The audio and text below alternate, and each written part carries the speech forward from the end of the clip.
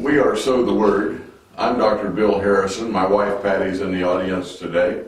And I need to tell you that we are a 501c3 nonprofit corporation. And I also need to tell you that when I talk about we, I am talking about Patty, myself, our workers, and God. God is in all of our mission, and without Him, we don't have a mission. And so please understand that when I say we, I mean God and us. We give to this mission. We don't take anything from it. We give every month to the mission. We don't take traveling expenses. We don't take anything from this mission. I'm a retired chiropractor. She's retired military. We have funds of our own that we live off of. We don't need to take from this mission. We share food, the Word, and prayer with these children that we feed.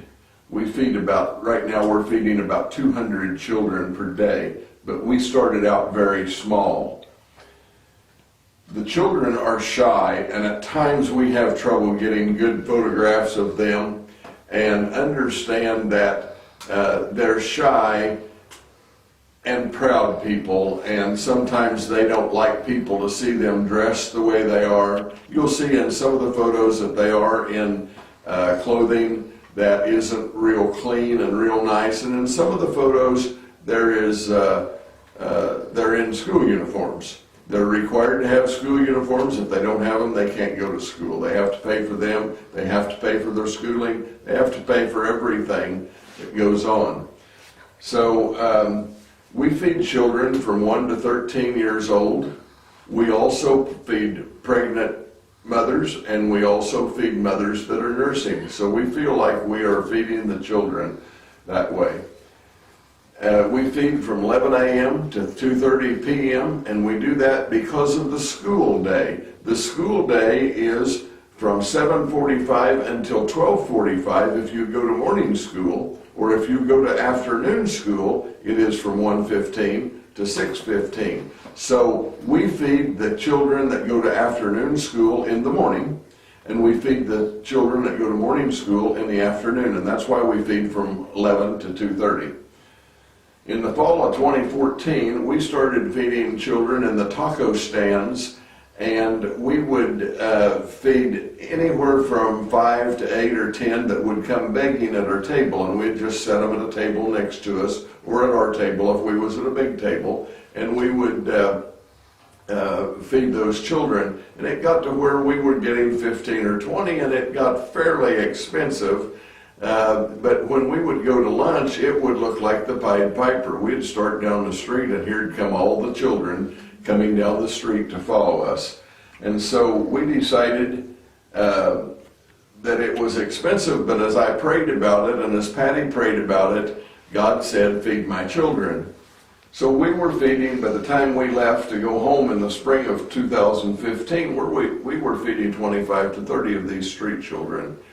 And we were gone for 2 months and went back, and when we got back, we were just devastated. Some of these children had lost 10 to 12 pounds. We took them from children that were very malnourished to fairly decently nourished children back to malnourished children, and I was just devastated. I was in tears for days and cried out to God, "God, what am I to do?" And at that time He revealed to me, "I didn't tell you to feed my children part-time, I told you to feed my children." So we decided that we needed to come up with a way to do that. I had an old trailer, cargo trailer, that my wife had been after me for 2 or 3 years to get rid of, and she said, "Well, why don't we put that trailer into use?" And so we took it and had it painted bright orange and had written on the side of it, "La Provisión de Dios para los Niños," that's the provision of God for the children, and had that put on there in vinyl graphics, and it just worked out to be a good fit for us to start feeding children. We put that on a concrete parking lot there in Progresso that was very handy for me to be able to go from my daughter's spa in town back to look after the trailer. And you have to understand that was a lot that was of my choosing. I did not pray about that. And later on we got moved from that lot for a reason.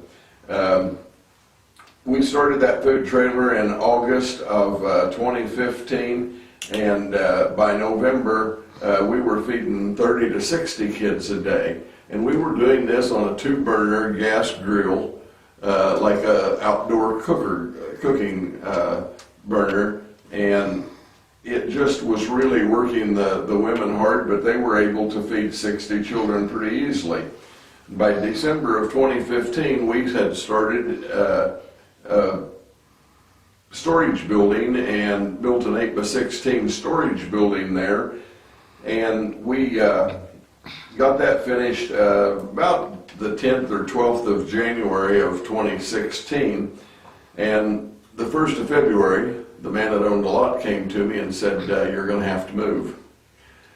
So I was really upset that we had just gotten the building finished, and here we were going to have to move and move to a different location. But I had coffee most mornings with several businessmen there in Progreso, Mexico, and one of them said, well, I have a lot that you can use for the next 3 or 4 months. He was thinking that we were going to leave again. And I said, no, I want something that we can be at permanent. I want a lifetime spot that we can continue feeding these children. And he said, well, you can just have it permanently. It doesn't matter. It's just a back lot at one of my buildings, and we don't use it for anything, so you do that. So we started the moving to his lot, and little did we know at the time that this was the God-chosen lot for us. Back off on one side of town, there's actually 9 schools in town, but on one side, kind of in a cluster, is 6 of those schools.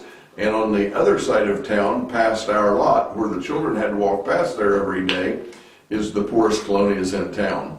That colonias are subdivisions that surround the town, and these children, as they would go to school of a morning, they would stop and get lunch, and as they would go home in the afternoon, the other children, they would stop and get lunch. So it just worked out to where it was the best lot for us in town. And by late February of 2016, we had moved to this new lot, and almost immediately we started feeding 100 children. Still doing it on a 2-burner camp stove. And we pretty well maxed out at that point, but then by April, 2 months later, we were bumping up close to 150 children, and that was just almost more people than you could put food out for in that building or that trailer.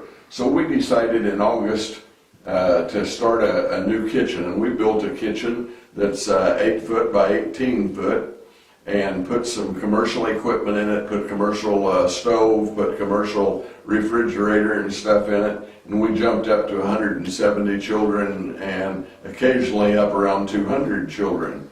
But what we found out was that the ladies that cooked for us, they come in at 9 and they have to have a meal ready by 11, and with 2 of them, about 170, 75 children was all that they could feed and get the food ready and everything. So I really think that started limiting our numbers. And we decided then in April of 2017 that we needed to add an air conditioner and some more space to their area. So we added an 8 by 18 on the back of that new building, and we added a 3rd cook. And when we did that, we jumped right up to 200 children again.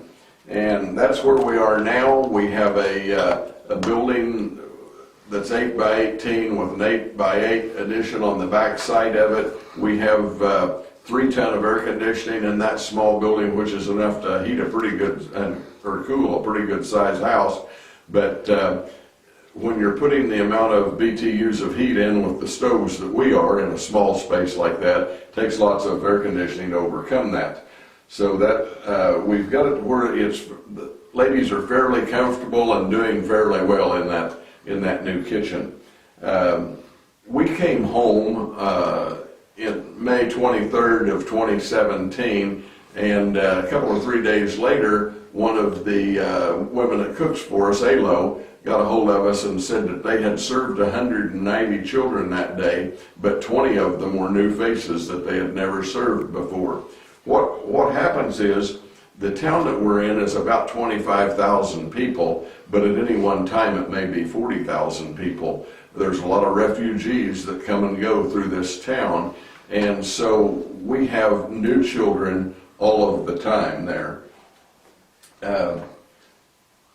We come up with a program to get rid of excess food because we try to cook enough that we're sure that we don't run out. And our excess food goes to a place called Victory Home. It's run by a good friend of ours that is a minister, and that Victory Home is for homeless children, for alcoholics, and for drug addicts. And they get our leftover food at the end of each day. Our cooks take it to them, and we also provide rice and beans for them so that if we don't have enough left over, they can make up with rice and beans so that they have a meal for all of their people. Food is hard for us to get into Mexico. We try to take in enough meat and vegetables and fruit and pasta that we can feed that every day, and also fruit juice.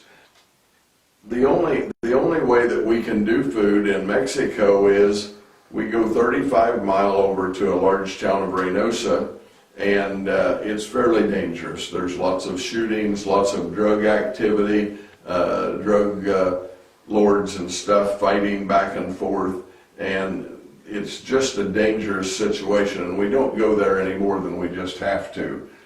So our home base is in Mission, Texas, but I'm in Mexico 6 days a week, and Patty's in Mexico 3 to 4 days a week, and that's how we get stuff in. Patty also delivers rice and beans into the colonias, and we have a young man that provides us with all. It's a mission of his, and he provides us with all the rice and beans that we need for free. Doesn't cost us a thing. So Patty will take at times 5,000, 6,000, 7,000 pounds of rice and beans in every month to the colonias and passes it out to the elderly people. We try to help the elderly also because the elderly people in town live on $60 every 2 months, so they get basically $1 a day to be able to do that. If you would like to help support the children of Progreso, Mexico, write a check to Sow the Word and send it in care of Patty Harrison, 206 South Stewart Road, lot number 6, Mission, Texas, 78572. If you want to follow us on Facebook, you can do so at Bill Harrison or at Sow the Word Mission.